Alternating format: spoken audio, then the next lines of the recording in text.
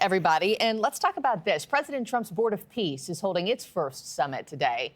The future of Gaza will be the big focus. The president will be speaking along with Secretary of State Marco Rubio, the president's son-in-law, Jared Kushner, former British Prime Minister Tony Blair, among others as well. Joining me now, I have Ambassador Dan Baer, former U.S. ambassador to the Organization for Security and Cooperation in Europe under the Obama administration. Ambassador, good morning to you. Thanks for joining me. Good morning, Markie. I think all eyes on this just to see what even comes of this Board of Peace. It still seems like such a nebulous entity, if you will. What are your expectations from day one? I think you have to separate the two things on the table here. One is the questions swirling around what this Board of Peace is and what it might become.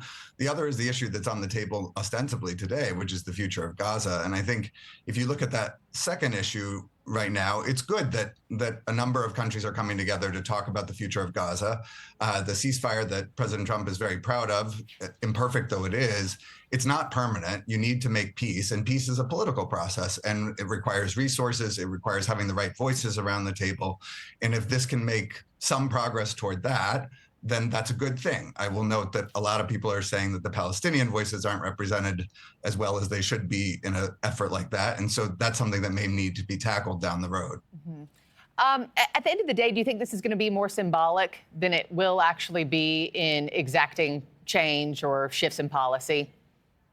I mean, there we come to the first issue, which is the Board of Peace. It's hard for me to envision something that is so entirely centered around one person becoming a lasting institution in the international sphere. I think there are a lot of questions about the Board of Peace, about its membership. It includes authoritarian regimes like Belarus, Uzbekistan, Azerbaijan, and it's kind of a question, are these countries really committed to peace? There's questions about the mandate, because it was originally envisioned to tackle the challenge of rebuilding Gaza, but then President Trump has expanded that, and he claims that he will be president of the Board of Peace or chair of the Board of Peace for life. And there's questions about money. You know, there's supposed to be this membership fee, and it's an open question whether countries will actually pony up the cash to be part of this, like members would a country club. Yeah. Let me just switch gears. We'll have our eyes on that today, but let me switch gears while I still have you, sir, to Iran now. NewsNation has learned that top security officials, national security advisors, met in the White House Situation Room on Wednesday to discuss Iran. We're also told that all U.S. forces being deployed to the region will be in place by mid-March. What do you see as likely next steps in this standoff?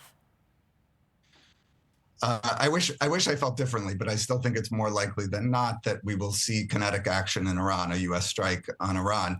The parties seem to be just too far apart at the negotiating table, and we've seen that President Trump has brought a second carrier group to the region, has positioned U.S. military assets so that they are ready to take a strike. And obviously, I think there are probably people around him in the White House who are saying, you said back in January that if they killed protesters, you would strike. And that's a red line that you're drawing. And I'm sure there are people saying that this is like Obama's red line in Syria, and you don't want to be like that. So I think it is more likely than not that we will see kinetic action. I think it's really important that whoever's advising the president is thinking about what comes next and what the strategic objectives of those strikes would be, because what comes next will matter a lot for the future of the region and for the United States' interests. We are watching and waiting to see what those next moves will be. Ambassador Dan Baer, thank you so much, as always, for hopping on with me. Appreciate it, sir. Thanks for having me.